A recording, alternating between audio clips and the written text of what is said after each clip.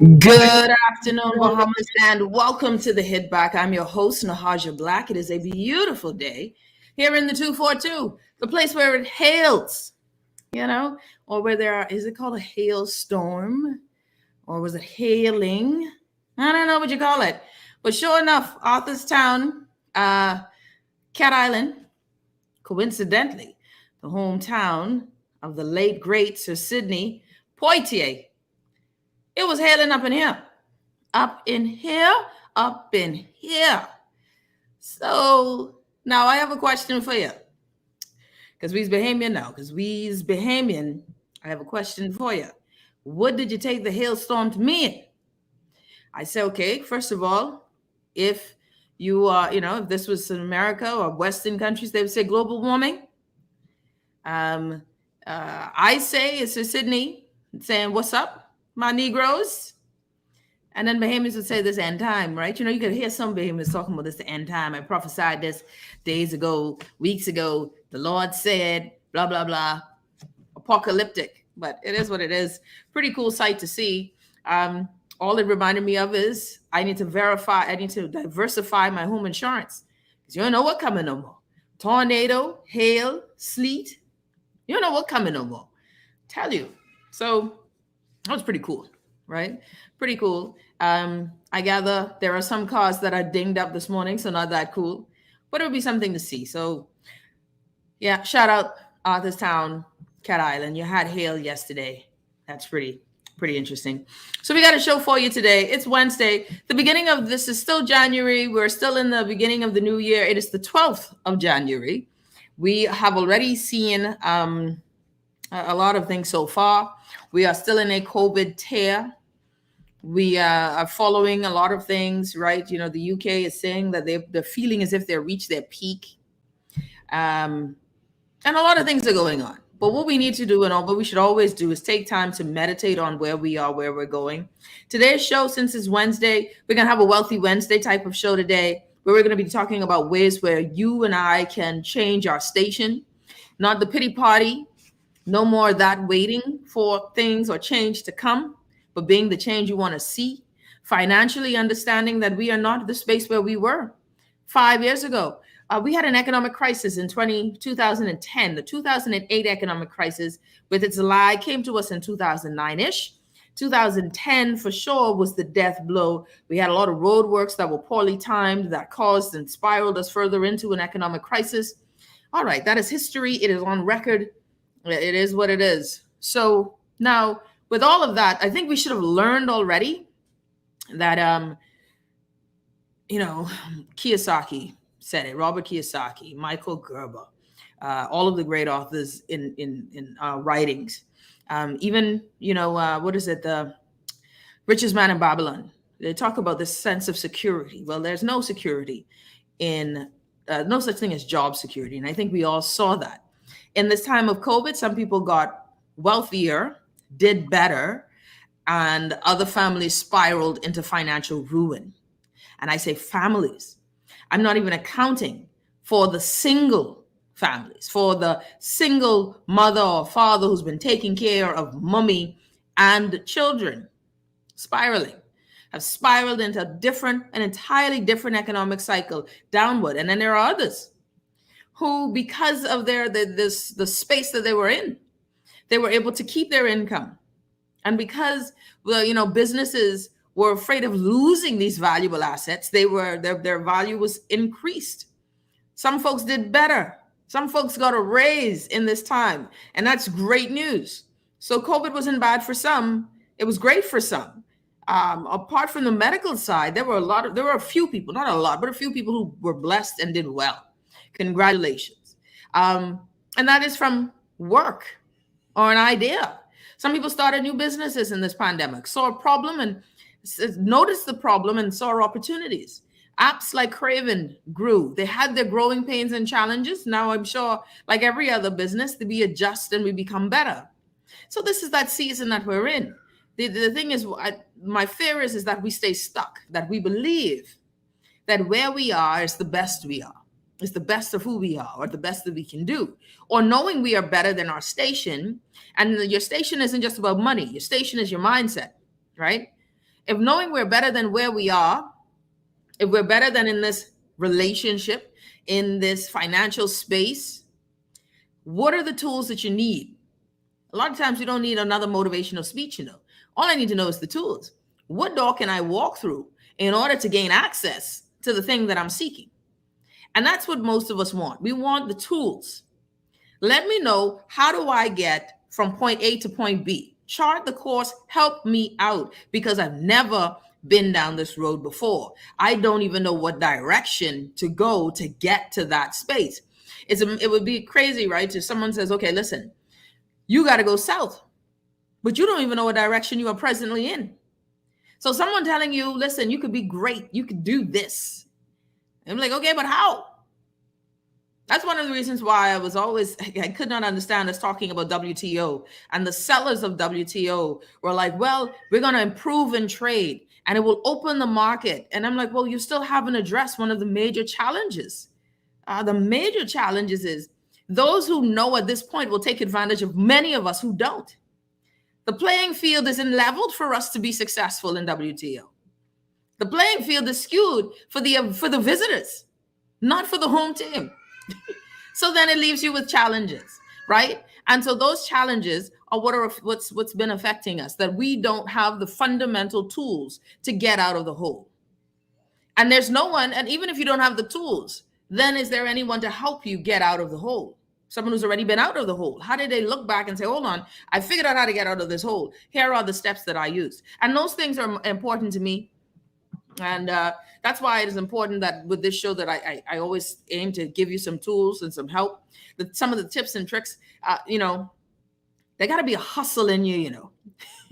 I don't believe that everything is education.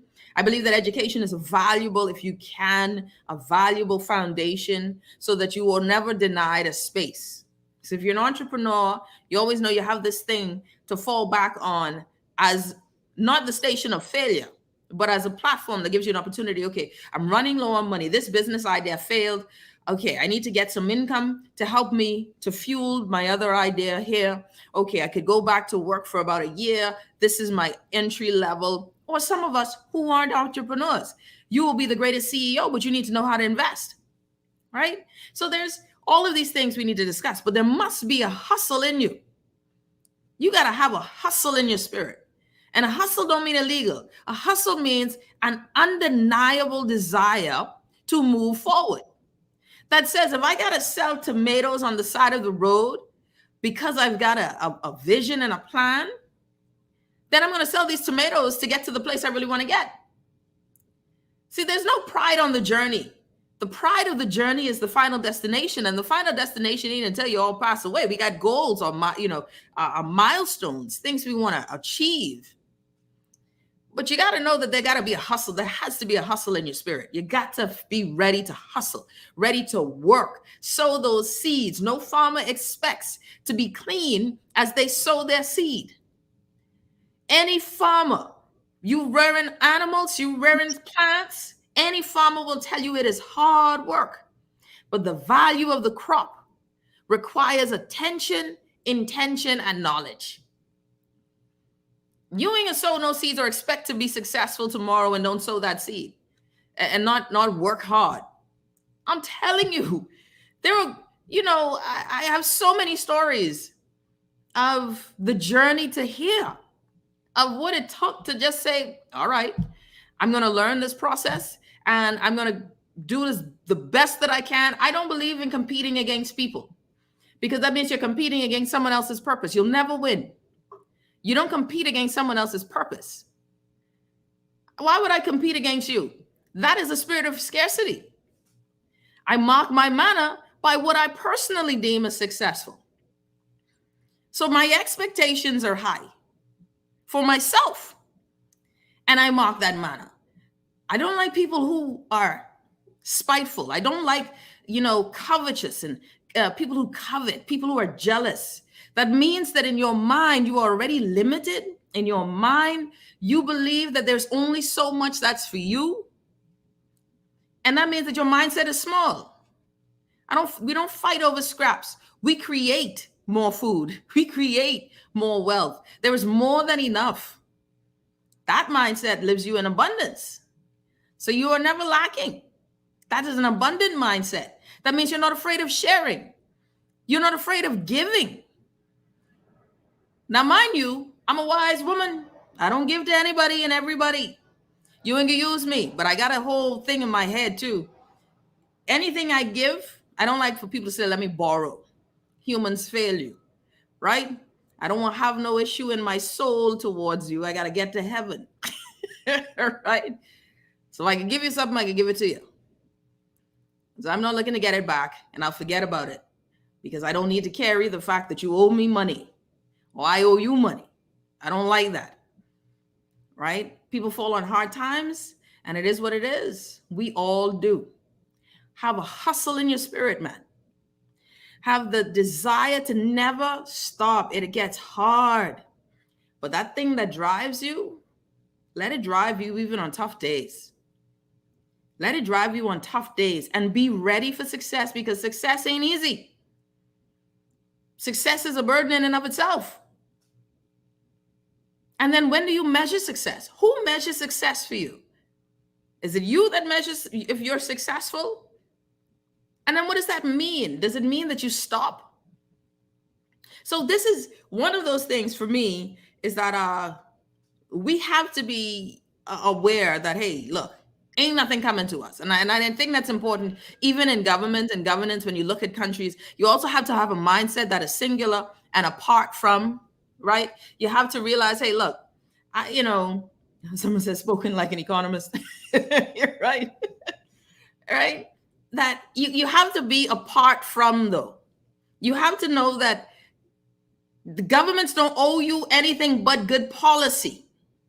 We have been trained and conditioned to believe that they owe us something. Yeah?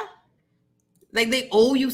Look here, they only owe you good governance and policy. And if they pay that debt, you will be successful. Let our leaders pay the debt of good policy and good governance.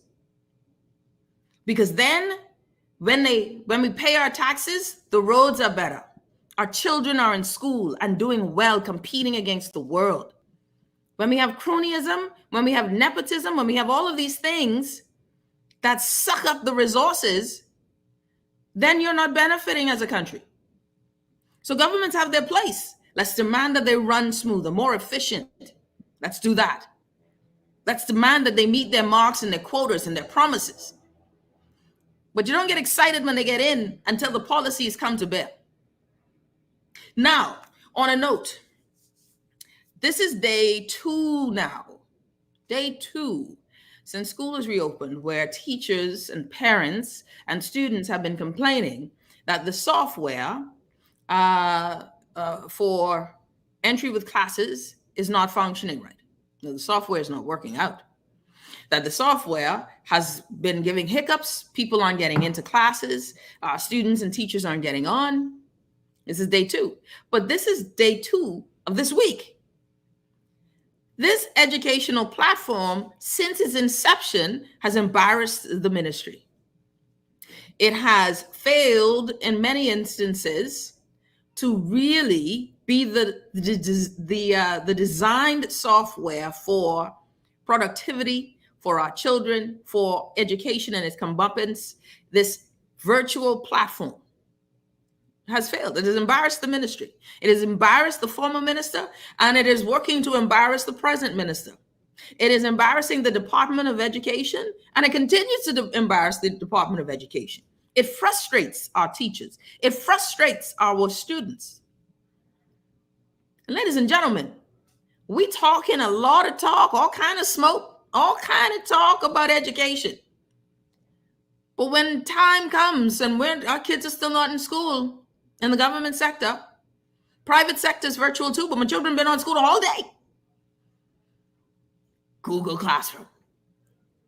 Google Classroom has been there every day, save for BPL. It is still there when BPL raises its ugly blackout head. But Google Classroom has been ready. This ALS software ain't ready. This thing giving more stress than, more problems and solutions. Giving teachers double work, triple work. And I got a question, and my question ain't hard. And I feel like it's a simple question. When do we say to the software and to those who we purchased it from, Igi, no más. No más, por favor. I'm out here. Adios. This ain't working. What's crazy is, it's like you're holding on. You're holding on to a bad relationship. Let it go. Okay. Well, all right. Fine. You might be a little too rough on this. Well, I said, let's bring in the technical experts. I'm not expecting for Jeff Lloyd. I'm not expecting for Glennis Hannah Martin to know the technical side of this software. No, you have IT professionals who help you pick it out. There should be IT professionals who would look at the software, look at the demands going to be presented called math. This is math. Math. Someone get the count for us, please. How many students should be on this platform? What level of bandwidth is required for this service? Where is the data stored? Is it stored on a cloud in the providing country? And I think if memory serves us, this is a software that we'd gotten from a Caribbean country. Where is the data stored? What is the challenge with access? Did the technical people, the IT professionals who in the time of COVID have been deemed essential service providers, what is their take on this software? Explain to those with some level of technical aptitude, why does the software continue to have these issues of crashing or access woes? What are the protocols by which we're accessed? The administrative rights or features? What is going on? Someone from the technical side, tell me, please. Explain it to many of us who would like to say we have some level of aptitude in understanding access and protocols. And if we don't, we would love to gather with your professionals or technical experts and help us understand, you see, because Google Classroom is definitely up and running. It's up and it's running. And then when this don't run and it ain't up, y'all tell the teachers, fall back on Zoom with a free version of Zoom. What a time. After 40 minutes, class dismissed. I can't even lie. This is just, we're so, when do we say no more? No más. It ain't working. It ain't working. It ain't working. Have they ruled out the internet service providers? And I'm trying to figure out, you meaning, have they ruled them out and being the provider of the software or the storer of the data? I just need to know what's going on. Because if we're putting the data in the cloud, which cloud we got this in? What Cumulus cloud, the same cloud with the hailstorm in? Which cloud this is in? We got to start figuring out, there's enough time now. Service providers in terms of, here's the thing. If it's a local provider, so someone said because of issues. If it is the local provider, well, there's only two major providers, right? We only have BTC and Cable Bahamas. Then that is a question you would ask. Are BTC people having an issue? Whereas Cable Bahamas people are having an issue, or are Cable Bahamas people having an issue? Great question. Definitely should be easy to answer. Because somebody would then have to lose as a company, right? Because if it's BTC and BTC is the one having the issue, then parents just say, listen, everybody head over to Cable Bahamas. If it's Cable Bahamas, everybody head over to BTC. I'll say this though. I had no issue with the private school offering Google Classroom. They always on. My children would love for there to be some sort of issue. But Google Classroom always on. Always running. So this got to be a software issue. And at some point, y'all, we got to just say, this ain't working. This just ain't working. We talking about we love the children. Everybody love the kids. But we need to get this thing going. Just consistency.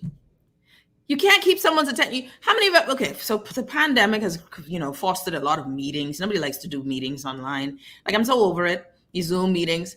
But if you ever had a speaker in the Zoom meeting keep freezing, you just hoping that they drop at some point so you have an excuse to leave that meeting. You just hope, because they keep freezing. And you're trying to figure out if the story continued or it ain't continued. They just stop talking.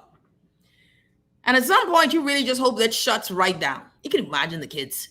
They can't wait to run to you. Mommy, they're gone. I don't know what happened to Miss Newton. She gone. I don't know what happened. Miss Newton gone. I don't know.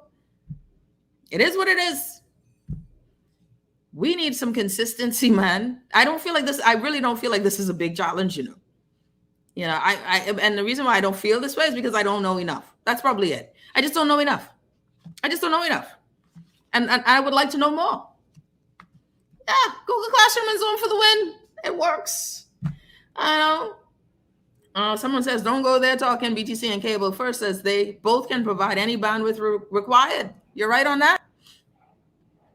Man, I think one of them has I think cable has a MiFi or Wi-Fi or some Fi. You can tote around the internet in your hand, man. Well, someone says Google Classroom worked well when my daughter went on virtual WPPS at the beginning of the pandemic. I don't know what that is. WPPS. Look here, there ain't no excuses. At this point, we should be able to get our kids into this. This shouldn't be an issue. Like, I really have a lot of teachers and a lot of parents who send me notes. This is happening again. And it's been going on for over a year. Walter Parker Primary School. Thank you. Where is that? Why have I never heard of Walter Parker Primary School? And I'm with you. If it's not working, why are we holding on to it? It's as if we got some sort of like special contract. Is this one of those agreements where we hire people and we can't fire them because did the former government make the contract too airtight? Like, what's going on? What's going on? And what is the service agreement with the company which we bought this from? Thank you. It's Walter Parker Primary is in Grand Bahama. It's in Freeport. Thank you so much, Kay and Gemma. But I mean, let it go, guys. Let it go. There's free. I keep on bringing up Google Classroom, and I'll keep doing so. And y'all know I have this as my one issue where I don't believe that education should be something that should be paid for. Other than tertiary, fine, I don't care. But basic, like the quality of education, because that's what we pay for. If you're able to pay for it in private schools, I do believe our primary public schools are amazing. Something happens in high school, I know what's going on now. So my pet peeve is we have to kind of pay for some level of quality education. And we pay in school fees and they're using Google Classroom. And it works. It's always on. When we come back, I want to shift gears now because when we come back, one of my good friends and I, he had an interesting take on this police shooting and the Royal Bahamas Defense Force gentleman who was the victim, sadly. And I wanted you to hear his take on it. You're listening to The Hit Back. We'll be back right after this. When I got prostate cancer, my family didn't know if I was going to live at Cancer Treatment Centers of America. Within days, I got an appointment. They presented me with treatment options, and we set up a robotic prostatectomy. When my scans came back, there are no signs of cancer. They don't see you as a number, they see you as a part of the family. I'm going on with my life. That's a real gift. Call us at Cancer Treatment Centers of America. The new Guardian Radio app is here. Listen live to all our Guardian Radio shows and live video stream select programs in our studio. Get information about Guardian Radio shows and our hosts. Send messages, including text, email, and even call. All from our amazing new Guardian Radio app. Download it free today in your App Store for your Apple device or Play Store for your Android device. The all-new and improved Guardian Radio app. This is Guardian Radio 96.9 FM. Fresh news, smart talk, all day. It's the Hit Back with Natasha Black. It's the Hit Back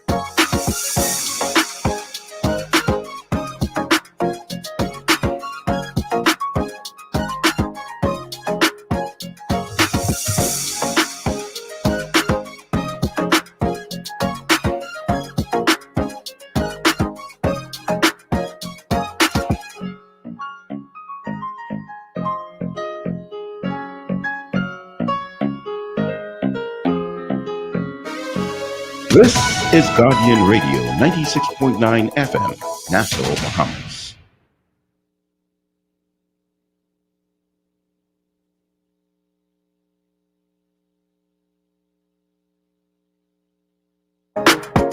It's the hit back with the hash of black.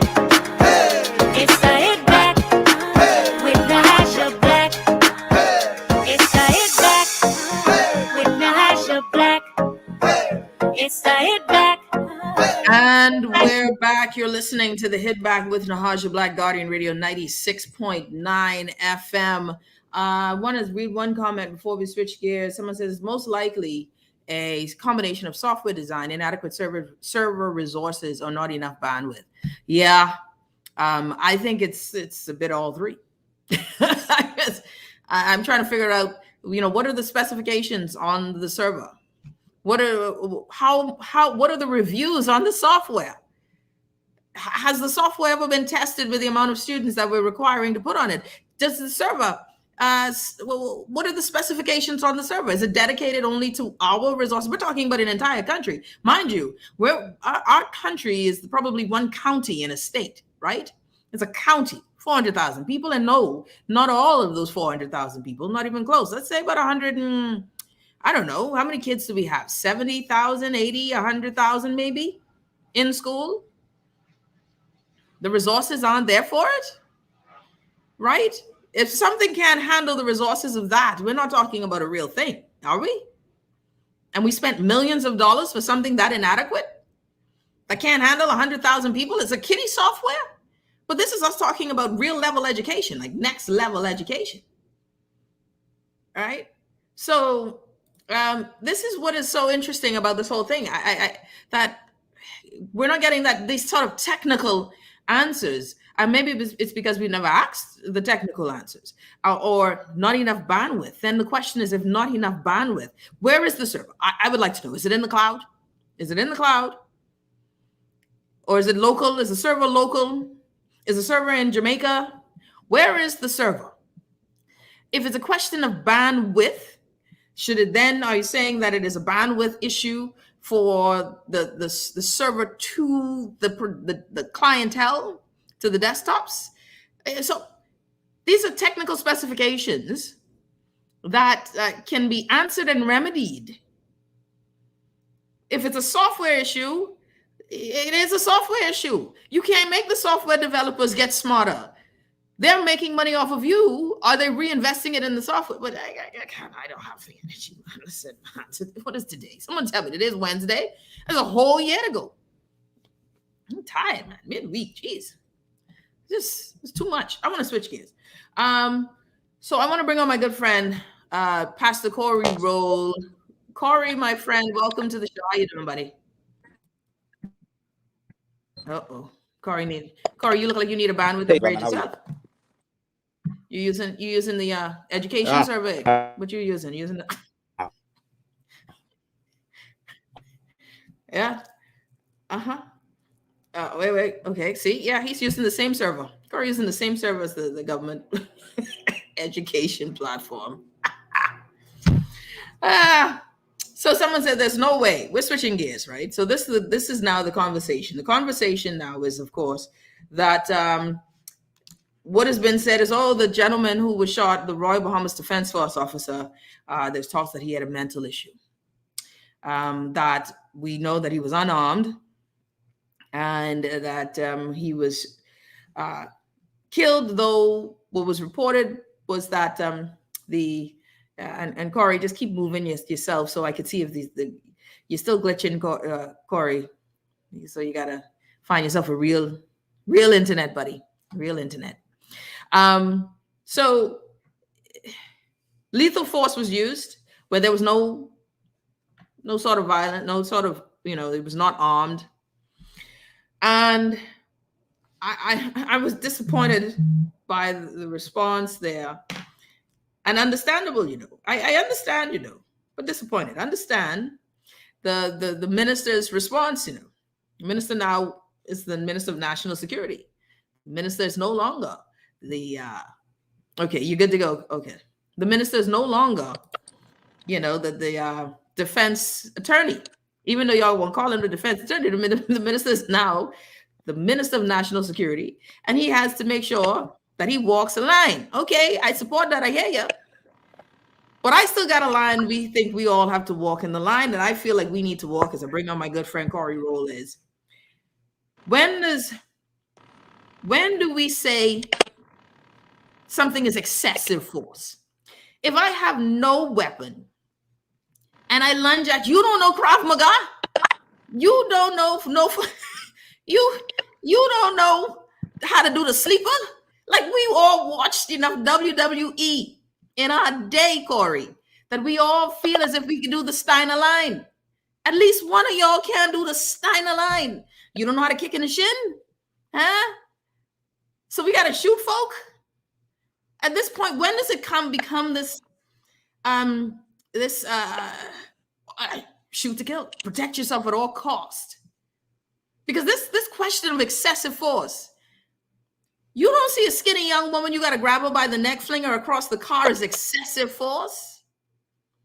You don't know how to de-escalate, huh? And sorry, and I saying you could tell I'm behaving because that's what we do, right? And my father always does that. Yeah, it's a bad thing. I take it from him. I really, for me, that's not enough. It's not enough to say, hey, well, he lunged. Do you understand how crazy that is? You could trip by mistake and head toward a police officer. If they are so-called in fear for their lives, there's a bullet. Not good enough. I bring on Corey Roll, Pastor Corey Roll. Of course, you know him as DJ Counselor, Pastor Nathan Corey Roll, and also a youth leader. And has been helping young men and women for a long time in this country. I want to bring on my good friend, Corey. How you doing, buddy? First of all, Happy New Year. Yeah, man, same deal. Always enjoying your show. Keep up the great work. Thank you, buddy. So now I need you to tell me your thoughts on it. Tell me your thoughts on this whole situation. I thought is that this was preventable, because again, what we have to look at is our police don't seem to be equipped with the tools to de-escalate. There's lethal force and there's non-lethal force, and so in a situation like this, and this is what every citizen needs to understand, that everyone has to be concerned, because if our officers are not properly equipped, all of our lives are in danger. We're talking about his mental capacity, but what about the officer's mental capacity? We are humans. The minister mentioned that our heroes are also normal human beings, which is very true.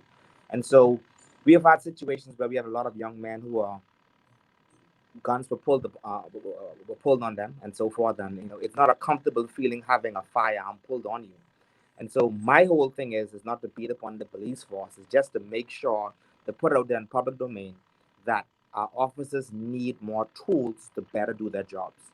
During the lockdowns, I watched the videos where they were in different inner city communities. It was very, the community was agitated, and there was nothing left for the officer to do other than to reach for his firearm, which means death. And so if we give them the tools that Canadians have been using for the past 50 years, the US, and it's just a matter of this legislation. We need tasers, they need rubber bullets, and the list goes on. And so anytime we are approaching our communities, it doesn't always necessarily means that it's a death situation. And so it could be situations where a rubber bullet can be used. You may lose an eye, you may get a concussion, you may lose some teeth, but a life would have been preserved. We lost one of our defense force officers in a situation that didn't have to happen.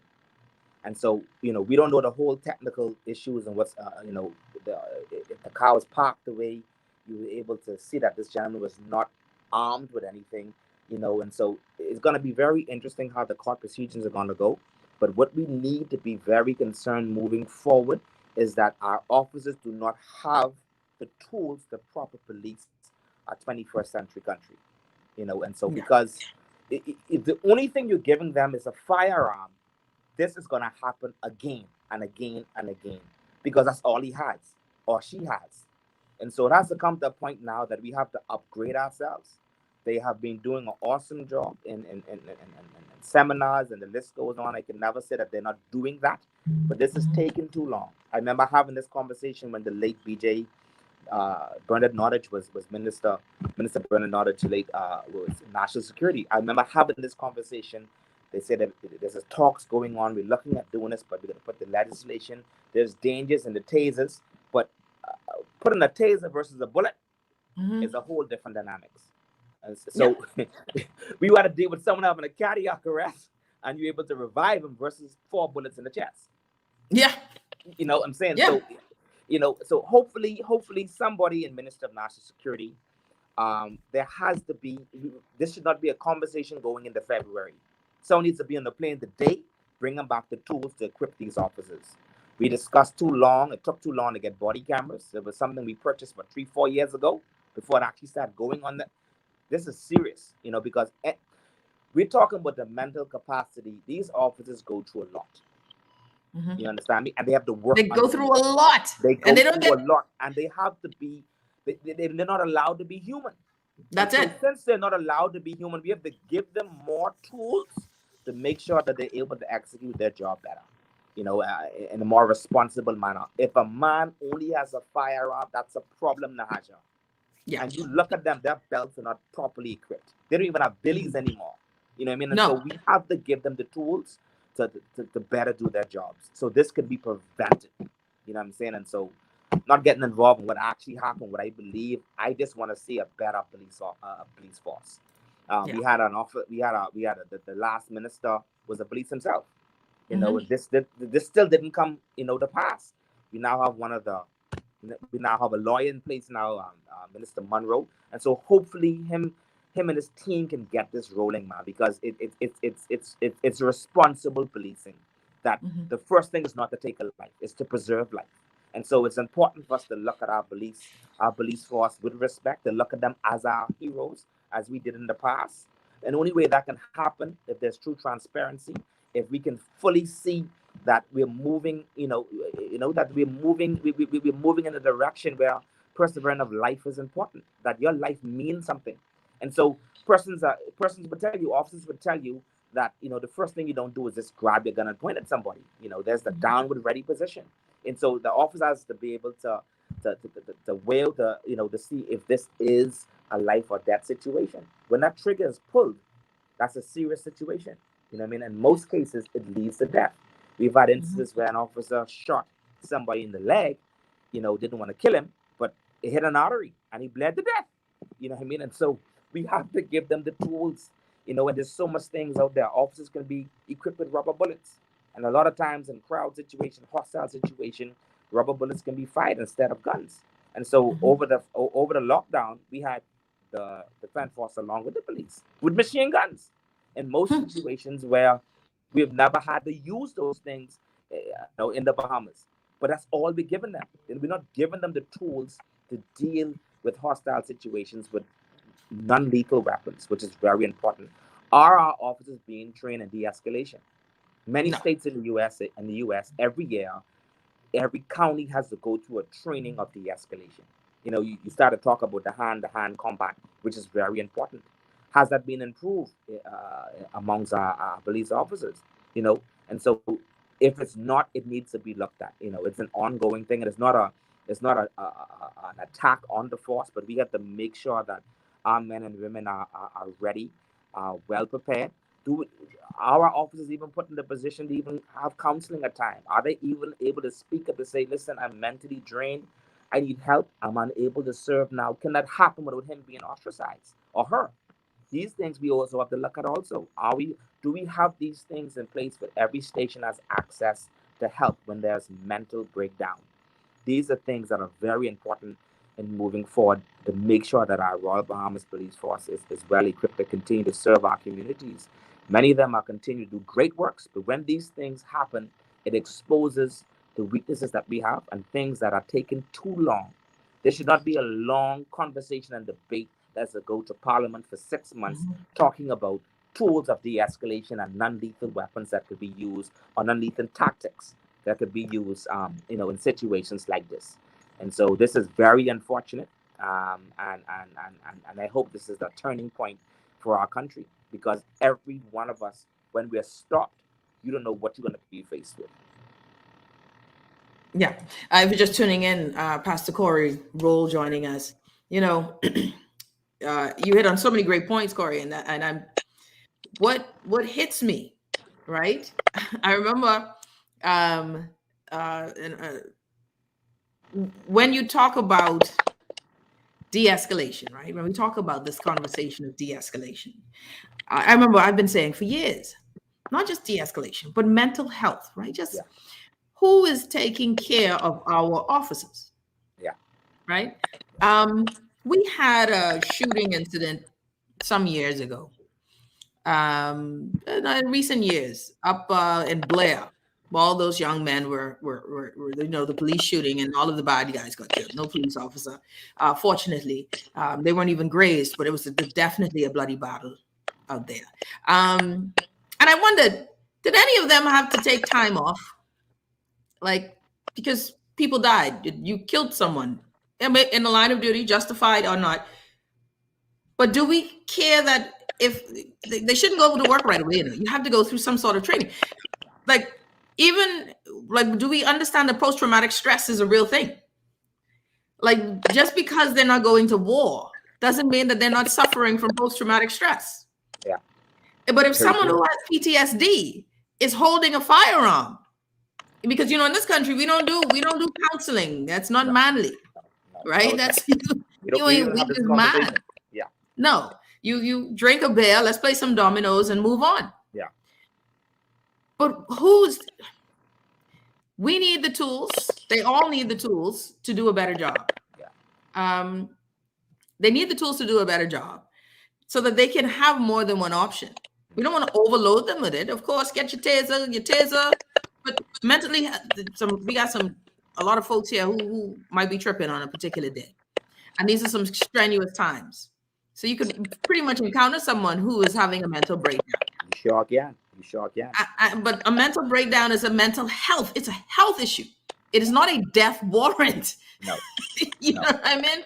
It is not a requirement for you to not be on the face of the earth. And I feel as if we go through this process of police shootings and we're not supposed to ask questions. It's as if the citizenry aren't supposed to ask, was it justified or not? Well, And what has happened, Aj, is that normally a shootout between the bad guy and the police. Mhm. And so this is a rare situation where one of our armed forces officers was killed in this manner. And so this is where the question comes again, because now it exposes that any citizen could be placed in this. That could have been a member of parliament. That could have been a pastor. That could have been a doctor. Mhm. You know what I mean? So this shows that none of us are exempt whenever we kind of neglect what our officers need. In the US, an officer can pull up on you and start medical training Mhm. until the EMS has come, because everything is in his back trunk. He comes on the scene and someone is being shot. He is able to take medical supplies out of his back trunk to stop the bleeding. And same thing with our firemen in the U.S. There's no reason why we cannot be. We're driving around in $80,000 police vehicles. We can equip them with some more stuff. And so this is what needs to happen. This is what the conversation needs to continue to happen to make sure they are better equipped moving forward. I remember that there was a situation where a gentleman collapsed in the police station, and they just stood there until the ambulance came, because CPR was not a part of their training. Yeah. Now, I'm talking 7 years ago. That might have changed now. We still see him walking around the scene. And so it's not a laughing matter, but it's laughable that it's taken this long, and we just need to make sure it needs to be urgent, because they are the first responders. They're the first persons on the scene, and so we need to make sure that this happens. I'm kudos to the body cameras and the drones in the air, but now we need things now to make sure that we have less casualties when it's unnecessary, and non-lethal responses are critical and important. They need to maybe be improved in their hand-to-hand combat. We need tasers, we need rubber bullets, and even the fact now they have domestic maces that could be fired at 40 feet away. No small rubber pellets that explode and you're able to stop a man as the size of Shaquille O'Neal, because these are things that are out there, are sold on Amazon. There's no reason why none of our officers are equipped with those kind of things. And again, as you mentioned about the mental health, there should be a point where they could pick up the phone, they could walk into the leading officer and say, "Listen, man, I don't think I could go tonight." And so, yeah, man, I'm looking forward to hear the new minister speak on these things, because there has to be a follow-up beyond what has transpired. What do we do from here? And that is critical now when it comes to governance. And we have a new administration. I'm seeing some great things happening. And so again, as Minister Monroe is in that position now, he just needs to be, continue to be flooded with ideas of what 21st policing looks like. And the thing is, these men, we have hundreds of them that travel every year to conferences. Hundreds that come out of our country's purse. So they know. Every single one of them know. But guess where it starts? It starts from the senior officers continuing to bring the ideas and the things to the minister that has to pass a lot of things in cabinet. And so the taser is something I know has came up, but it just went on deaf ears. And so whatever the technicalities is, we need to fast track it, and that will show the community at large, and that which is a very part is important with community policing, for us to continue to have faith in them. This is sad. This is not something that we're gonna forget about a month later, because other news is gonna come up and arise. A life was being lost that was unnecessary because the officers do not have the equipment and the tools for non-lethal force. And I've seen that, watch it numerous of times. And most persons are trying to figure out, why am I talking about things like this? Because that's what they do. I mean, I love information, and these are things that have always been agitating in the background. Why they don't have this? They need this. And even speaking with them, they say, but these are things that we need, but we only could work with what we're giving. You know what I mean? And so that, along with continued training, is important. Like I say, the better we continue to improve and enhance our police officers, the better they continue to serve us with excellence. Corey, if you're just tuning in, Corey Rule joining us on the Hit Back with Nahaja Black.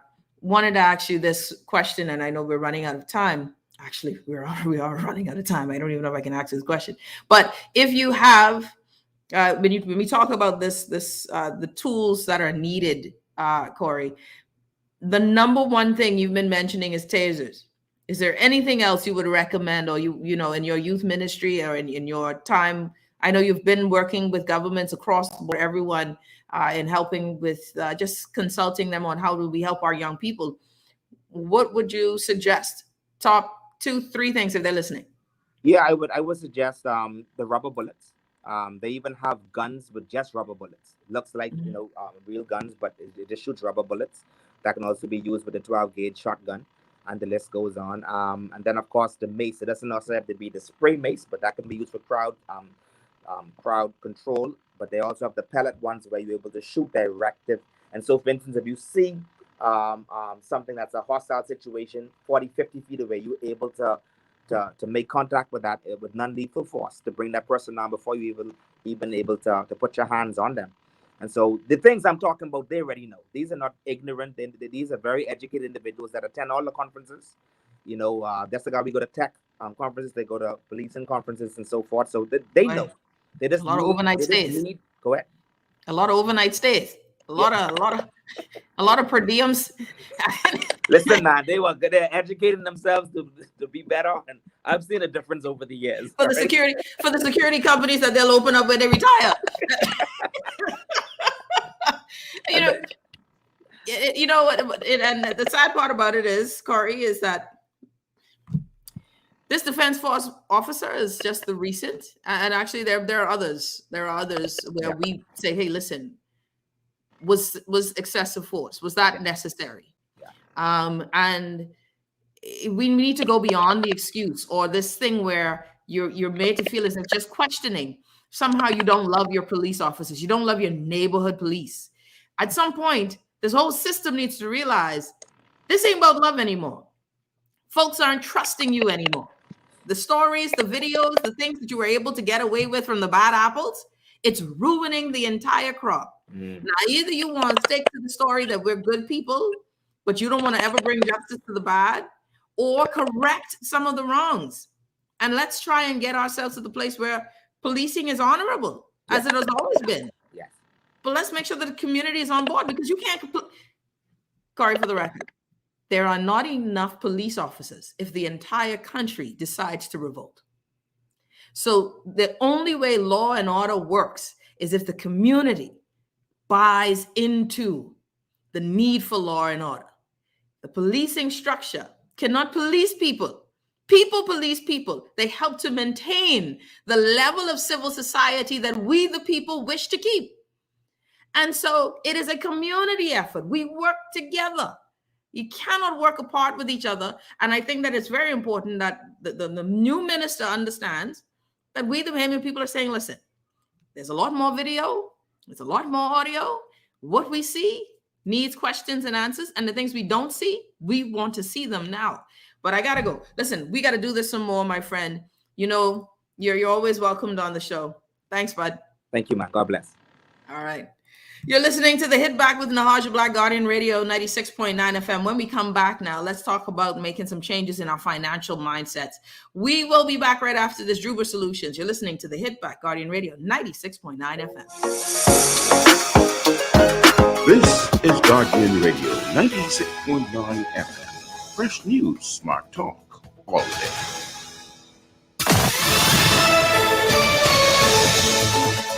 Good afternoon. I'm Tashina Robinson, and here's a look at some of the stories we're working on at this hour. Acting Chief Medical Officer Dr. Philip Swan warning that the Bahamas is approaching the peak of its fourth wave, and COVID cases are expected to slow after that. Infection numbers exploded in mid-December. Since then, new cases and hospitalizations have continued to climb, although intensive care patient numbers remain low. Meantime, former Prime Minister Dr. Hubert Minnis likened the government's approach to tackling COVID to someone going to war with a BB gun. There's no strategy and very little contact tracing, he says. Without both, he believes the government is playing a dangerous guessing game. The Pan American Health Organization, PAHO, taking a page from the U.S. Centers for Disease Control and Prevention book and toughening its stance on cruise ship travel due to the coronavirus' more contagious Omicron variant. PAHO's Director of Health Emergencies Department, Dr. Ciro Ugarte, now warns against it. In the past, PAHO told countries to proceed with caution. And it took more than a year, but the Bahamas has finally gotten itself off the European Union's anti-money laundering list. Back in October 2020, the EU found the Bahamas deficient in its anti-money laundering and countering financing of terrorism regime. The good news follows months of engagement with EU representatives. The goal of the anti-money laundering list is to safeguard the global financial system. And that's what's topping the news at this hour. I'm Tashina Robinson. Stay tuned. AP News is up next. The committee in McCarthy. I'm Tim McGuire with an AP News Minute. The House Select Committee investigating last year's attack on the Capitol wants an interview and records from House Republican leader Kevin McCarthy, shifting the investigation to include a top ally of former President Donald Trump. Committee Chairman, Mississippi Democrat Benny Thompson, wants McCarthy to provide information on the violence that took place and his communications with Trump's former chief of staff, Mark Meadows, in the days before the attack. Inflation rose by 7% last month, driven by the continued supply chain problems and changed demand because of the coronavirus pandemic. Bankrate's Greg McBride. So while consumers have money to spend, that imbalance between supply and demand has contributed to the higher prices on everything from the cost of homes and cars to what you see at the grocery store or anywhere else. Ronnie Spector, leader of the Ronettes and the soaring voice behind hits like Be My Baby, is dead at 78. I'm Tim McGuire.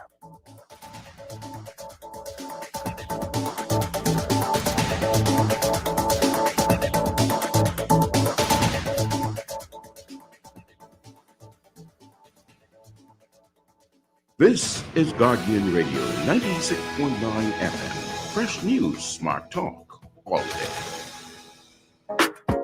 It's the hit back with Natasha Black. It's the hit back with Natasha Black. It's the hit back with Natasha Black. It's the hit back with Natasha Black.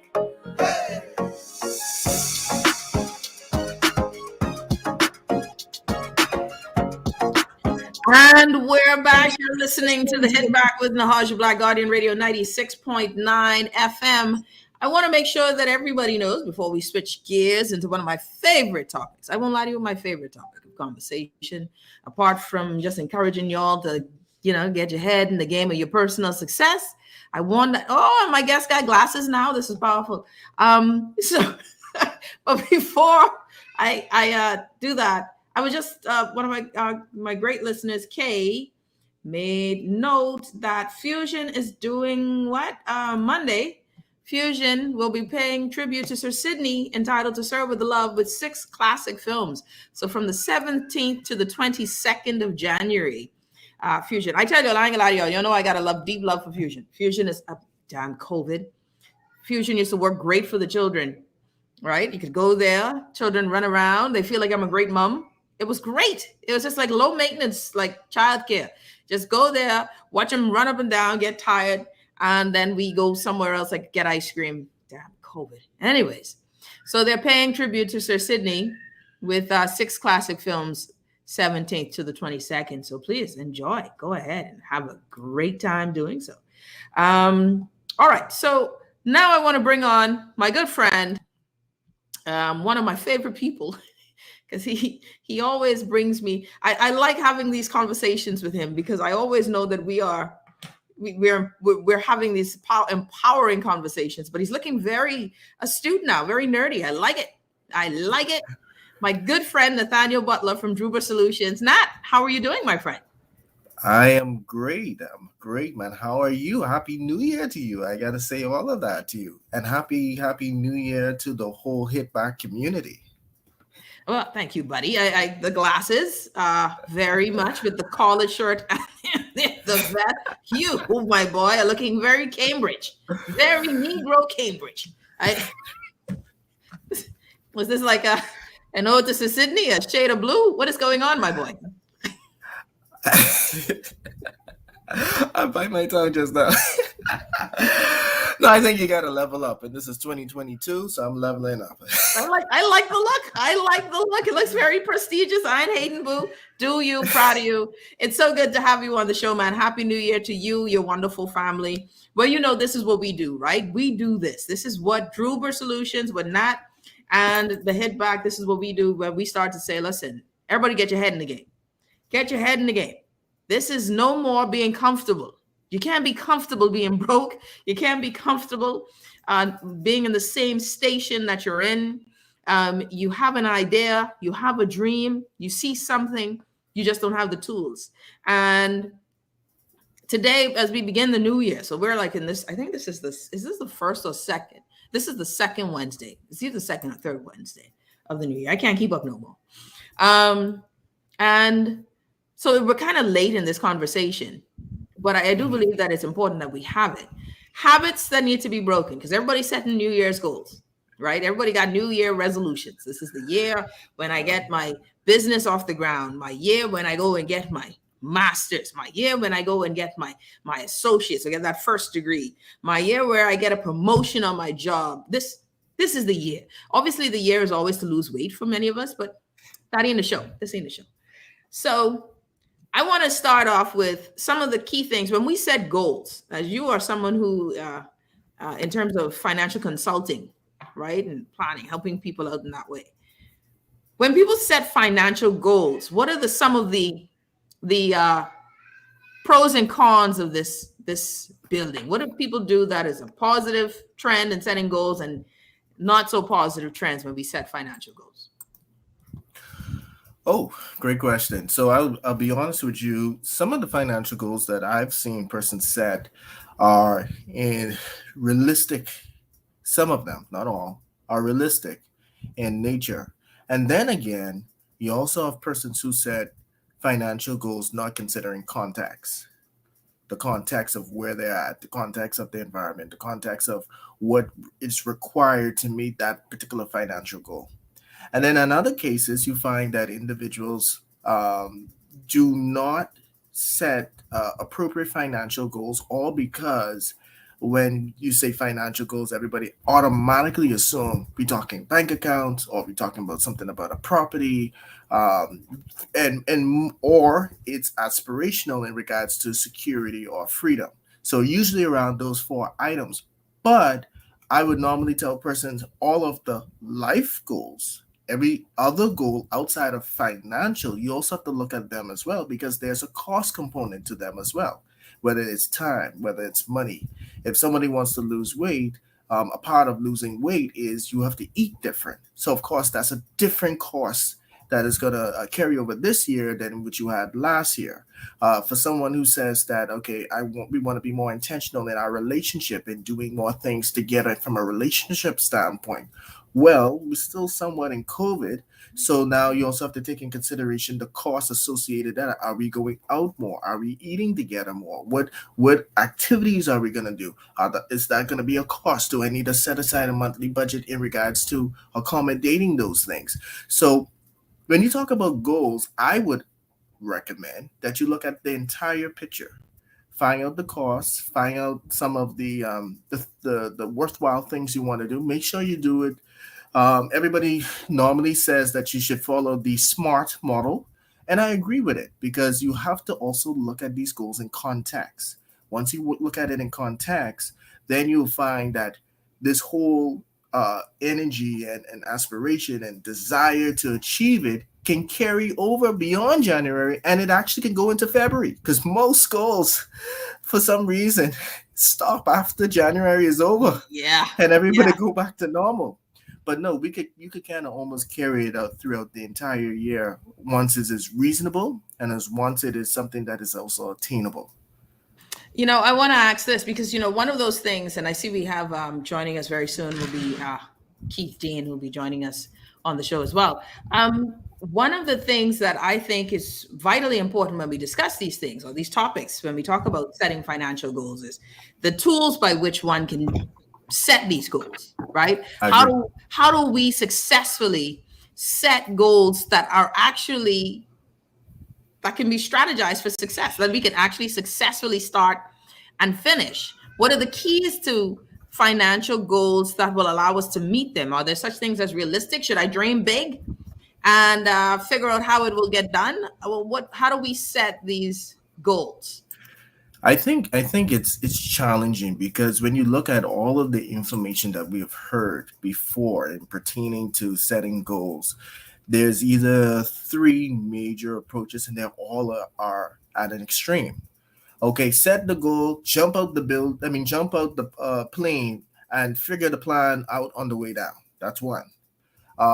Or jump out the building without a parachute and figure it all the way as you try to go up, even though gravity will pull you down. And then last but not least, not having any goal set and whatever is achieved along the way, then you just celebrate that as a milestone. I think what we need to find out is once we set the milestones, once we set the targets of what we want to hit, it's just a matter now of applying basically three steps. There has to be a level of a contentment with you.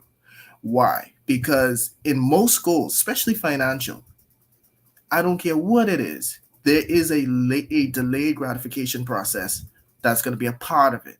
And if you're not content, you can be over anxious and make some bad decisions along the way that could hurt you more than help you in attaining that goal. For example, if a person says, "Well, I want a house. I want a house by the end of this year." That's fine. And of course, the Yep. down payment, there's all these other wonderful things that you need to make sure that you put in place. But let's just say you for whatever reason, let's just say you go and you tie up all of the disposable income that you had in some bad decisions. Now that kind of almost put you back in regards to obtaining that house. It's those type of things. And then the second most important thing you want to keep in mind as you attaining your goals is you want to have accountability partners, and you want to check in.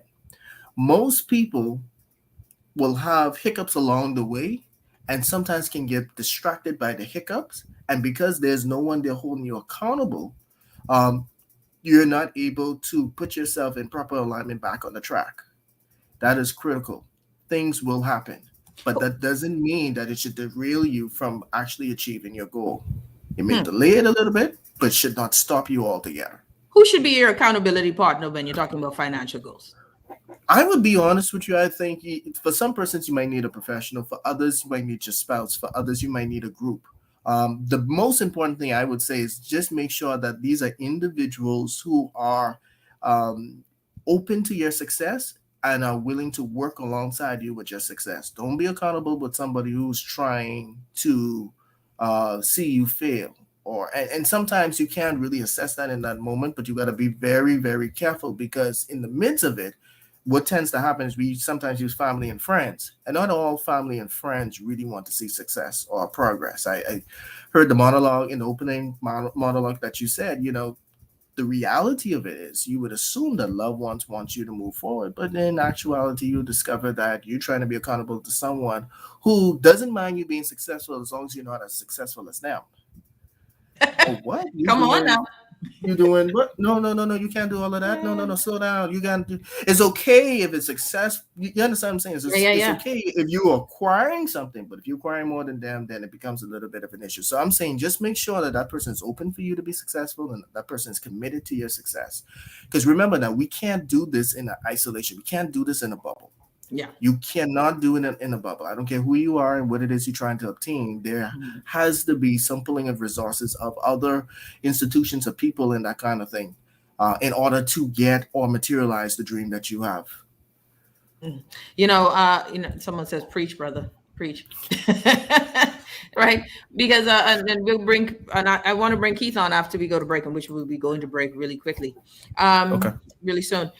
But in this term of this goal setting, what we discussed, if you're just tuning in, Nathanial Butler from Juba Solutions, we're discussing really positive financial habits that we need to break, or we need to not positive financial habits that are either negative we need to break, or the positive ones we need to add to our repertoire. And also, how do you set these realistic plans and goals? Also, I want to share with some folks some of the greatest tools that my husband and I have been using that I don't understand, but seriously not, why many people believe you need a lot, to initially start. I don't believe every idea requires a lot. I think you start where you are, and you grow from that space to get to the place where you want to be. Like, your thoughts on that before we go to break? You got to understand culture. It is our culture for those who are coming from the greatest level of lack to believe that everything has to be in place before we start. Mm-hmm. Yeah. And if you look at anyone who has something or coming from something, you find that they start off as minute as they can. And over a period of time, they get to where they are. Mm-hmm. Every big name store you see today, any big name multinational, Amazon started in its garage. Used stores. Very small. Yeah. Very, very small. And I think sometimes we like to despise the humble beginnings. This thing keeps dropping on my ear. Mm-hmm. I think we like to despise the humble beginnings, all because it's not bringing in the type of return and prestige that we want in the beginning. Mm-hmm. But we sometimes fail to understand that you have to go through that journey, because there's some lessons you have to learn in the beginning that can help you stand in the end. Mm-hmm. If you skip that and you have everything up front, believe it or not, just from a financial standpoint, just from a pure financial standpoint, either you're going to have a lot of shareholders who are going to put immense pressure on you and eventually kick you out, mm-hmm. or you're going to have a lot of debt and the lenders kick you out and take over the entire project, or everything that you aspire to and everything that you acquire, one hiccup in the road and everything now has to be liquidated to deal with the crisis at hand, all because the safeguards weren't in place. Yeah, you're trying to rush the process. Don't skip the You steps. can't. Don't skip And the the steps. challenge is what we're not comfortable is because so many of us are all starting from the beginning. Remember now, we're not dealing with generational wealth. That's right. I'm happy for Wealthy Wednesdays on the Hit Back Show that we can hopefully in a few years create that generational wealth amongst common persons. But for right now, because so many persons are starting from the beginning, it seems as if nobody is getting ahead. Yeah. But believe it or not, even those small steps forward is still progress. You can't despise it because once you continue to move forward in that regard, slowly but surely, when you transition from this season of where it's summer and you start to go into the winter season, then you will begin to see the fruits of your labor. Yeah. But you can't see it in the beginning. And I think sometimes as our culture, boy, it ain't big, it ain't, you know what I'm saying? It ain't nothing. Boy, and I tell you, let me tell you, I'm so happy that you said that. Plus, there is a question here that is a brilliant question. And when I bring on Keith Dean, who will be joining us on the other side of the break, I want us to dive into this because this is where actually I wanted us to start. We are in a place where there's a good group of us, Bahamians, who are making this minimum wage. And there's this concept of paycheck to paycheck. And we've talked about limiting beliefs, limiting languages that sort of create, that ceiling for us that, hey, this ain't nothing. And how do we make it work? But there's always a way, where there's a will, there's a way. And I want to start with that idea. Start small. All right. When we come back, I want to have more of this discussion here. I want us to talk about that. How do you start small and build wealth? Because I want my people to know that you can start from your 210 and build wealth. We will be back after this. You're listening to the Hit Back with Natasha Black, Guardian Radio 96.9 FM. We'll be back right after this.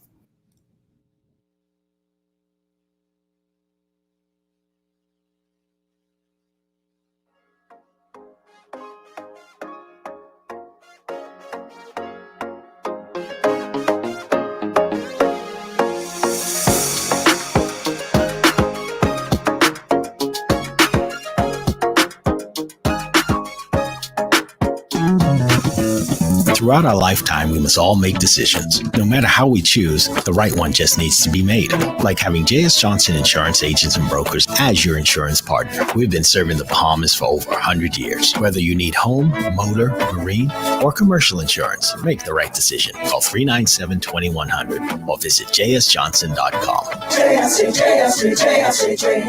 Johnson Insurance. Peace of mind.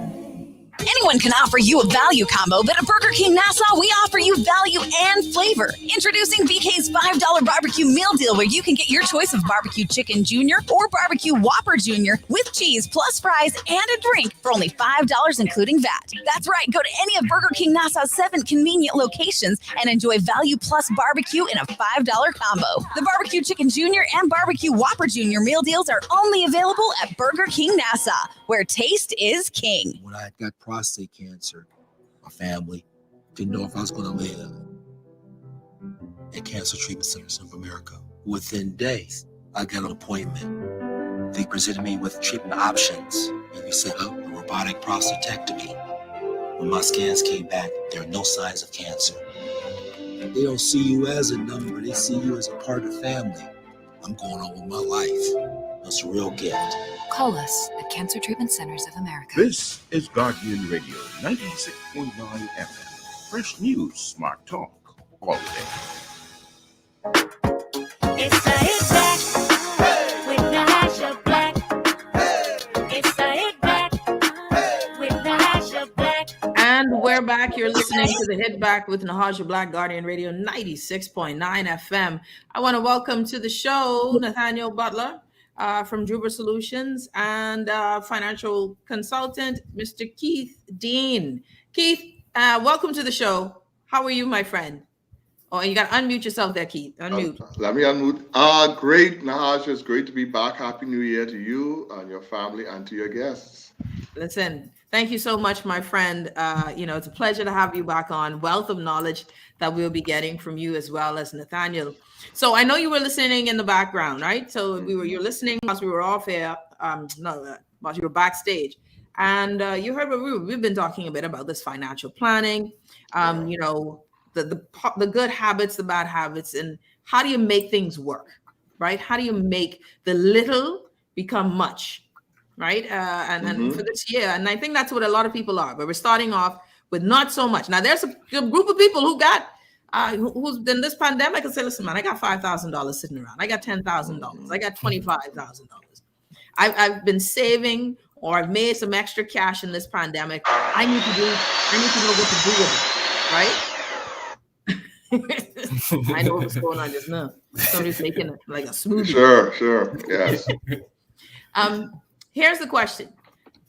Given minimum wage is $210, life expectancy 75, retirement is 65, what are some mechanisms in place in this environment to grow wealth without increasing debt astronomically? Our market is smaller. That's apples and oranges. And the old generation of wealth cannot be our only example. What are the options if you are the first generation seeking wealth, prepping for retirement? Love it. Wow. I'm ready to go, but I'll let y'all go questions. first. Yeah. It's loaded. Let's go, Okay. Keith. What are your thoughts? You go first. What are some mechanisms in place to create wealth in our small environment?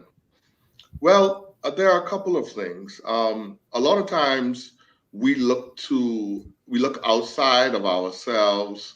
We look for some solution that's beyond what our internal talents and gifts are, and that's why you have the popularity of these, what do you call them, marketing schemes, these network marketing companies, because the network marketing companies understand that persons are not satisfied with their 9 to 5, their jobs, their everyday earning power. They want to maximize their earning power. So network marketing companies have found the Bahamas fertile ground for people looking for solutions to this generational wealth problem. And so they promise a whole lot of things. If you just invest this $500 and you get about 8 people with you, you're going to become wealthy in a matter of a year. And so we're always looking for ways outside of ourselves to create wealth. And the first thing I would encourage Bahamians to do is look within themselves. We are naturally a talented people. We have lots of gifts. If you think about the fact that some of us are great creatively, we're writers, we're artists, we're musicians, we're cooks, we're creative people, mechanical people. We can develop solutions to problems. So, for example, let's look at one solution. We've got when we look at the life of Sidney Poitier, who's just passed away, he developed the talents that were in him. He didn't necessarily go to a big Ivy League acting school, but he went to the School of Hard Knocks and he taught himself how to act with some help. So if I were to give Bahamians advice as to how to create wealth, I would say look inside yourself. What's a recipe, a food recipe that you're great at? And what we do is, if we are a good cook, the first thing we think we need to do is, let me open a takeaway fast food restaurant or something like that. How about us, instead of opening that fast food restaurant, develop what's called intellectual property? Let's develop an ingredient, a recipe that may be able to be marketed to a Red Lobster or another international franchise.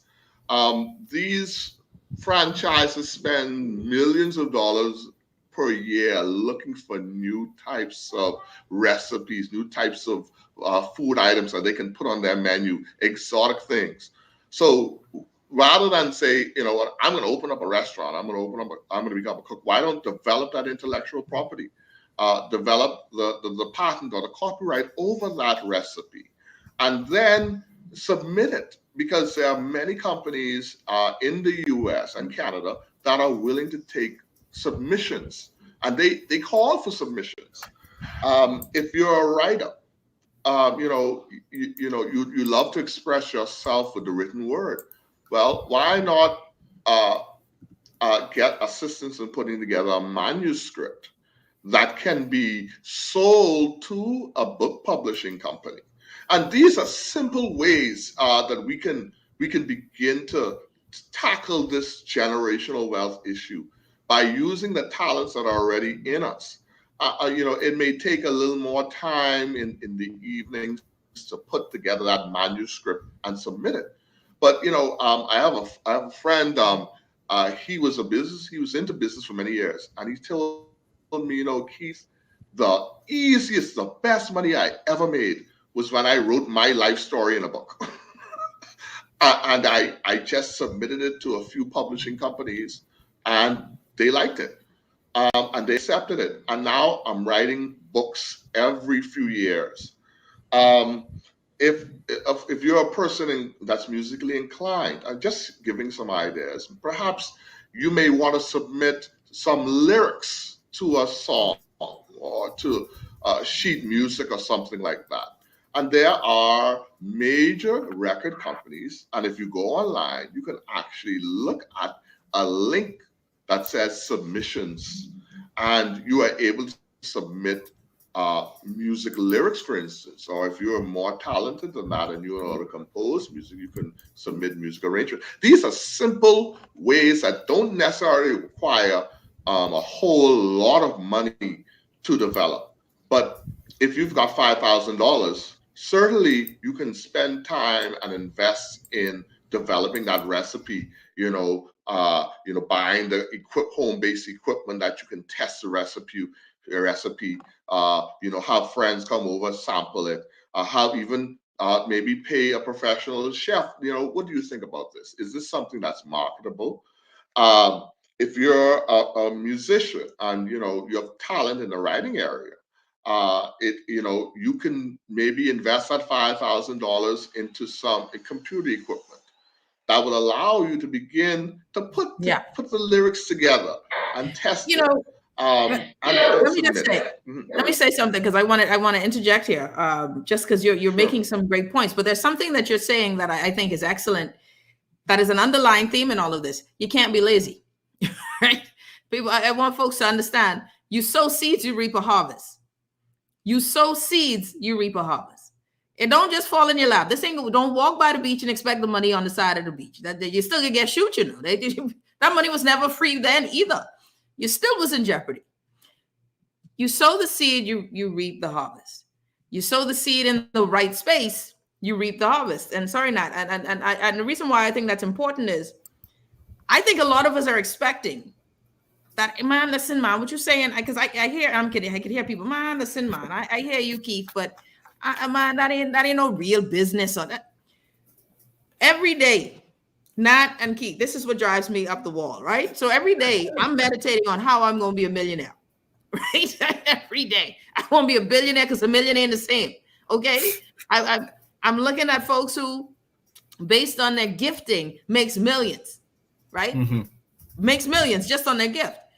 But I realize, okay, so what, and we are a people, I always say, folks, you don't realize what's your gift because for you, it's common. You do something so common. It's so easy for you. You don't value it. And the people around you have taken your gifting for granted, so they don't value it either. Right? Or may not even recognize it.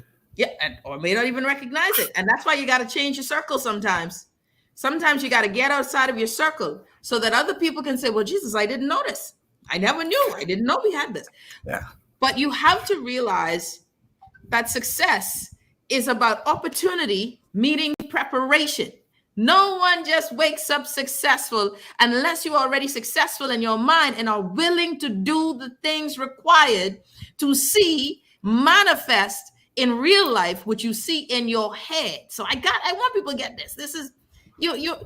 Okay, now here's some things that I've realized, Nat, and I want your thoughts on this, right? All right. Every day, Bahamians, we waste time. Yeah, waste time. waste time. The All right. pandemic, I decided that I could take advantage of this pandemic. My show is online. My show is online on YouTube and on Facebook. Mhm. It was strategic, not. It was always strategic because I realized something. This is one thing don't need to pay you. One thing, one thing. There are people when I watch their video to learn something, they're getting royalties for me just clicking like or clicking view. True. I go on YouTube so I could learn. I go to YouTube Academy. YouTube YouTube University. I go to YouTube University. You around here, have we mastered one thing? Master one thing. Decide today what you're interested in. If you're interested in writing recipes or you're a cook, look here, man. I don't believe in Nassau, the Bahamas be my only market, you know. Nassau is where I live. I'm going to use as much of this Bahamas best to my advantage. But the world is my oyster. So now I got to get to my mindset is, okay, how do I get that Dutch money? How do I get that French money? How do I get that South African money? Y'all sleeping on this thing. Just showing up. I don't listen. When I watch videos, you know what I be doing? Okay, boy, this fella's video on YouTube, he posted this at 10 a.m. By 3 p.m. this day, he has 1.3 million views. How much does that mean in money? Yes. We sleep in drop shipping. Well, you can't drop ship like how you used to now because of the pandemic. But are you researching? Right? Yes. Are you looking at the fact that you know what? There's a gig economy. We've been telling people about Fiverr for forever. Yes. We've been telling them about Upwork for forever. Oh man. People ain't taking advantage. So now you want look, you're 210. Go ahead, Nat. No man, you getting me excited, man. I can't control myself Go no ahead, more. go ahead. I think, and there's a point that you made, and I know I got beat with the switch before, and I don't care. I'm gonna say it again. People assume that when you invite me on the show and you said, Nat, how can we become wealthy here in the Bahamas? People expect me to give this recipe, this list of go in this business, go and get the business license for this business tomorrow, and sit back, not work, but sit back, and money will come. That will never happen. Even as much as, now Keith has a lot of ideas, and as much as we were to share the ideas, it's not going to happen. Here's the reality, and this is a promise I'm going to make to you to prove to you, Keith and I, to prove to you that once you follow success principles, they work for anyone. We're going to get a group of people who we are going to help put on fiber, who they are going to service the world. And at the end of this year, we will let them share how they, who may have not known about the fiber platform or platforms like fiber, share their experience, how they generated money from clients around the world, and show how enriched this is. We're not dealing, and I want to make this very emphatically clear, we're not going to be dealing with people who you would say is tech savvy. No. A mixed group of individuals, even in that group, may not even be computer savvy, to show or to prove the point that the Bahamas is your testing ground, the world is your market. Work the kinks out here. I'm saying preach. And you didn't hear me. service the world. and to the person, and you talk about mechanisms, let's talk about a few. The consultancy world is ever so big. Ever so big. And when I talk about consultancy, we could go in it from the standpoint of people who are very creatively inclined from the graphics and design, and that's a whole list of stuff there. Even all the way down to people designing games, young people who are in high school, junior high, senior high, can design games, art, illustration, packaging. You know how many companies looking for persons to design the packaging for them outside of the country? Visual design, print design, then we go into digital marketing. We talk about writing earlier, and there's so many variations of writing. from press releases to legal writing, because we have a bunch of, not only we have a bunch of lawyers, but we also have a bunch of legal assistants and legal practitioners who as well, who assist the lawyers. Video animations, music and audio programming, the business services in its totality, lifestyle type services, and then let's not forget that we are also a hospitality mecca on top of that. People don't understand. Let me just say this: people don't understand not how folks go online to learn how to make a bed. All of y'all folks go. We are a hospitality mecca. People, we have a hospitality college. You can train the world. Your 50 years of hospitality service is of value. That is called experience. You may be retired from the hotel, but you got a whole world that is looking just to be educated. And you just look, there's nothing you need for your business you can't get started. Okay? Nothing you don't need. Anything you need for your business, it is at your fingertips to start. If you don't know, if you want to start a website, you could go online and find templates galore. Forget that. You could go to Fiverr and you could charge you $100 to get your website on. You then say, I need someone to copyright the content so that it is clickable and searchable. I ain't got to think too hard about what best way to lay the words. You can hire a copywriter for $50 to copy your homepage and make it clickable, searchable, and very much one that pulls in the sale. If you have a product, the product don't need to be shipped from the Bahamas. If you got a product, your product could be fulfilled by Amazon. You choose. True. But my thing is, go ahead. And I would even say that to this point, not to cut you off, if you have products, you need to find yourself, if you're not selling your products on Facebook right now, Instagram right now, and if you're producing products, selling that on Amazon right now, you're behind the times. Yeah, you're right. You're right. Go ahead, Keith. Yeah, just to add, there is something that's going on this in the digital media space that's making persons millionaires, companies multi-millionaires, and it's a little thing called TikTok. And you have a lot of teens going on TikTok, creating these new dances, and some record producer, some videographer picks up on the dance, and the dance goes viral. And now there's a big discussion as to how do the originators of these particular dances profit from their creation.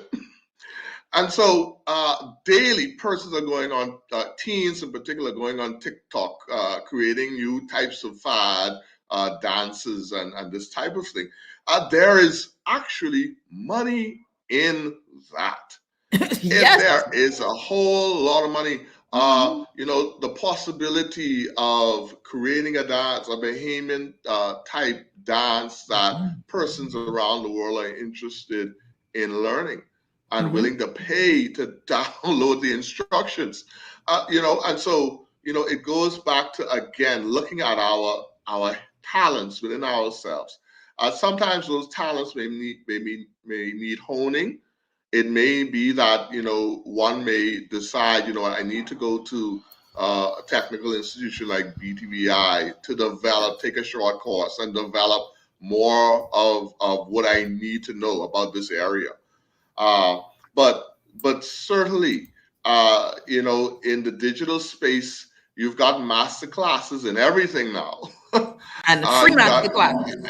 I'm talking free. I mean, every NBA player who's of renown has some master class in dribbling, or every songwriter now is developing some master class, and it's free. And so there's no longer any excuse to say, what, I don't know what to do. The information is freely available, and it's free to those of us who subscribe to the internet, and we've just got to take advantage of it. And someone made a great point. Some of these platforms do not offer monetization for the Bahamas just yet. And that is a great point. So now what do? That don't stop me. For those who are concerned about that issue, there's something called surf shark. Don't share too much. Where Just are you tell at? them, tell them, Okay, I can hold on. I can hold off. Some But things but we I can would do. also say that's also an opportunity there. Even though there might need to be some application to the powers that be, but there's also an opportunity there to fix this problem as well. Yes, You know what I definitely. mean? Well, look at that. Well, Yes. sorry, fixing this problem for a lot of people, we'll be affecting some other folks' business in this country. That's why for me, I tell folks all the time, you need to know where you are so that you can Yes. maneuver. Yes. And in it, but not of it, your mindset, if your mindset is formed by your location, which is the Bahamas, which we really know wasn't set up to empower the masses economically. I don't care what you tell me. They gave us the flag, but they kept the land. I always tell people that. The wealth is not laid up for us the way you would think. So if that is, there are systems and constructs. We got economic cartels in this country that will sit together and determine how the banking rates will go, how the food will go, how import duties. So my point is, with all of that said, is your mindset then needs, once you understand where you are. If I know my pond is filled with sharks and guppies, I know how to deal with sharks. I know how to deal with guppies. I know what time they come out. That means I know how to maneuver. Learn how to maneuver so that there are no excuses to why you aren't succeeding. Let your excuse be, I just lazy. I ain't doing it. Nobody's going to be successful unless you put in the work. That's just the reality of it. That's just the reality of it. Let's take a quick break. Oh, sorry. Finish that thought. Okay. No.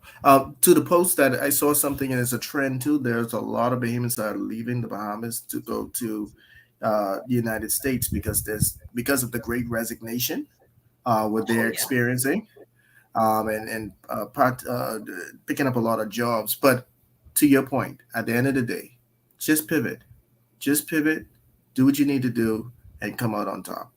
Yeah, listen. At this point, you got to know that there got to be a hustle in your spirit. Let's take a quick break. When we come back, I've got Keith Jean, Nathaniel Butler, Druber Solutions. We'll be back after this.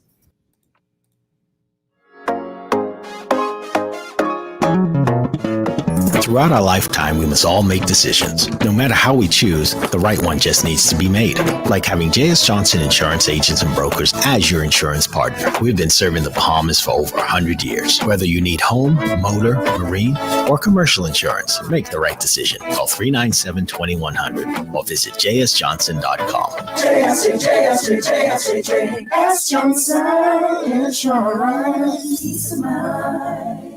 Anyone can offer you a value combo, but at Burger King Nassau, we offer you value and flavor. Introducing BK's $5 barbecue meal deal, where you can get your choice of barbecue chicken junior or barbecue Whopper junior with cheese plus fries and a drink for only $5, including VAT. That's right. Go to any of Burger King Nassau's 7 convenient locations and enjoy value plus barbecue in a $5 combo. The barbecue chicken junior and barbecue Whopper junior meal deals are only available at Burger King Nassau, where taste is king. When I got prostate cancer, my family didn't know if I was going to live at Cancer Treatment Centers of America. Within days, I got an appointment. They presented me with treatment options, and they set up a robotic prostatectomy. When my scans came back, there are no signs of cancer. They don't see you as a number, they see you as a part of the family. I'm going on with my life. It's a real gift. Call us at Cancer Treatment Centers of America. This is Guardian Radio 96.9 FM. Fresh news, smart talk, all day. It's the hit back with the hash of black. It's the hit back with the hash of black. It's the hit back with the hash of black. And we're back. You're listening to Hit Back with Nahaja Black, Guardian Radio 96.9 FM. Someone says pivot or perish. Listen, get that hustle in your spirit, man. You got to, and it doesn't. When I tell you, I can tell you how many times my husband and I started. We've had an idea, it failed. We landed on one. You know how many things we started? We were ahead of our time. I remember we wanted to do an eBay type store. It was bidbahamas.net. We had ads on the radio, but the number one issue was couldn't do that online transaction. Just could not. So you still had to meet up with people. Now, like people doing online transactions all the time. But then we did finally hit onto one idea that was successful for us for 12 years. And one of the things I would tell people all the time in business, always know when there's an exit, when you need to leave it. Don't marry your business. Yeah. Listen, you got to know before the ship sinks, if it's tending to go in the wrong direction. You'd be like, okay, you know what? I got to let this one go. And so there's so many things you learn in business, man. So many things you learn, like margins. And the way business is now, and I've got Nathanial Butler and Keith Dean, things that are different now than it were 10, 12 years ago in business. The internet was there, but what we have now, it's just different. It is so empowering that, I don't feel as if there's anything you can't do, right? I will tell the profitable information with you. Someone says, Nahaja, how dare you tell Keith? I don't want Keith to say it on air. You could side message me, but some things you better not say out in public, because my show has listeners far and wide who's changed policy. So Keith could tell us exactly how he gets his funds otherwise. Y'all know what I'm saying, right? Y'all get what I'm saying. Yeah. Y'all know it's the truth. We follow you. We follow you. It's hard to fight globalization. It's really hard to fight international business. But we'll talk some and keep some, because we know that some policymakers use your show, Nahaja, for research. And a couple months from now, we'll see some legislation going somewhere. but it's really hard to stop the trend of globalization. We speak about from what's in the public domain, basically. Okay, for example, no longer does someone in India need to go and contract an attorney out of New York by flying to New York to set up a U.S. LLC. Mm-hmm. All of that can be done online. This is public domain information. There is probably a website for anything that you want to do legally in terms of company formation in any part of the world, somewhere on the internet. And these things are available to Bahamians. Yeah. There are some business opportunities that are multinational, that can't be stopped simply because you're living in a particular jurisdiction. There are, and these are legal ways of doing things. We're not talking about anything that's illegal. For example, if we look at the fact that cryptocurrency now is being accepted by many, many millions of businesses in the world. Yep. You can't stop cryptocurrency. It isn't just Elon Musk now who has a monopoly on how to make money out of crypto. Elon is late. All right. And so there are lots of opportunities available on the internet, available by the web, available, even in our business, business advisory services, venture capital. There are opportunities throughout the world if you really are seeking funding. Now, the problem may be when you try to bring the money here, there's certain structures and approvals that you have to get. But sourcing the funding is no longer confined just to the local big banks. Yeah. These banks locally are competing against global banks. Okay, and it's just a matter. The government has made some minor adjustments to the foreign currency acts to allow, for example, you now as a businessman, you can invest you can buy about 200 up to, I think it's $200,000 in U.S. currency. You can invest abroad if you're a legitimate business. So there are some things that legally you can do, and then there are other things that you have to do under advisement. The Bahamas has been a jurisdiction for years that's been advising international business persons as to how to invest their money. And guess what? Now, those tools that those international businessmen and businesswomen had through the internet is available to Bahamians. Yeah. And you now, if you want that type of funding, the first person you need to consult, of course, is a Juba expert who can. You're right on that. I ain't giving no credit. I'm not going to give credit. That's the first people I consult. I'll tell you that now. For example, Mr. Nathanial Butler is an international financial planner. He has tools in his toolbox that can help you build wealth, help you establish business anywhere you need to in the world. And so these and advise you on the tax issues related to that, both locally and abroad. So, it's no longer like back in the early 80s when only certain people had access to the type of information to build wealth.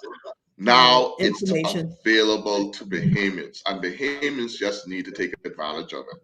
That's it.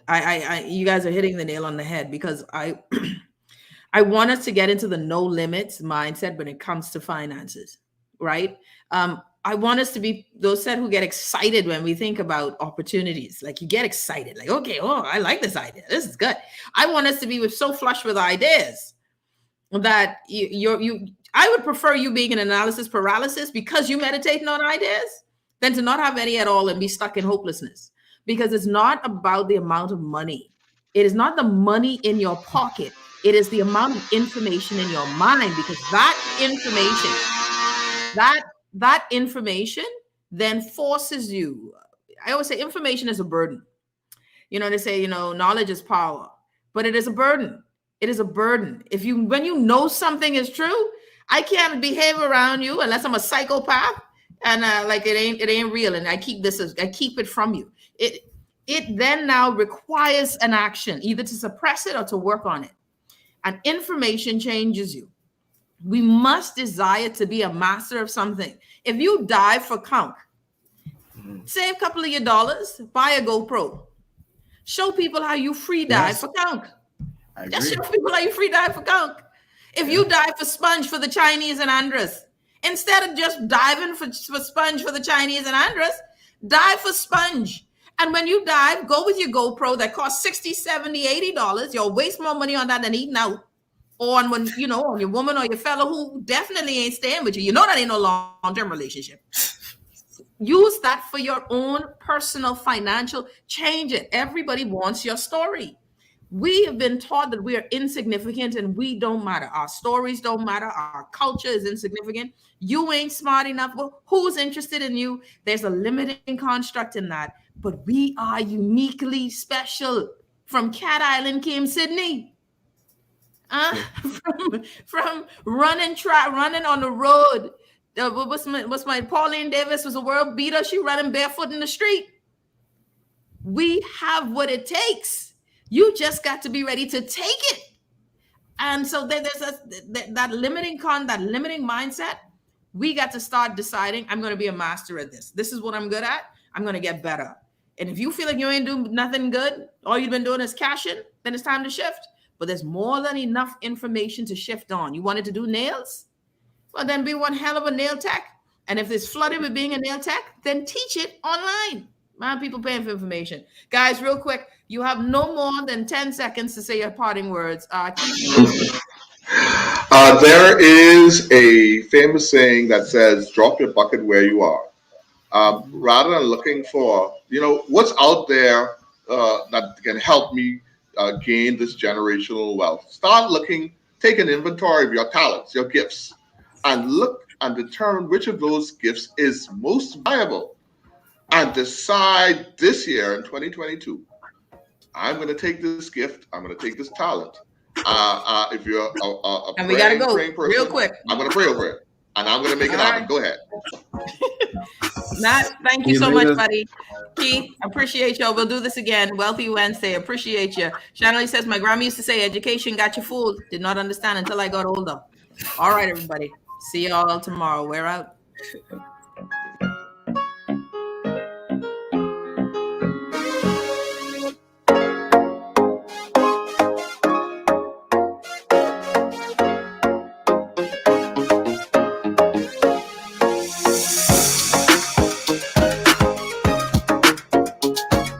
The Hits Back with Natasha Black is sponsored by the Cancer Treatment Centers of America and Burger King.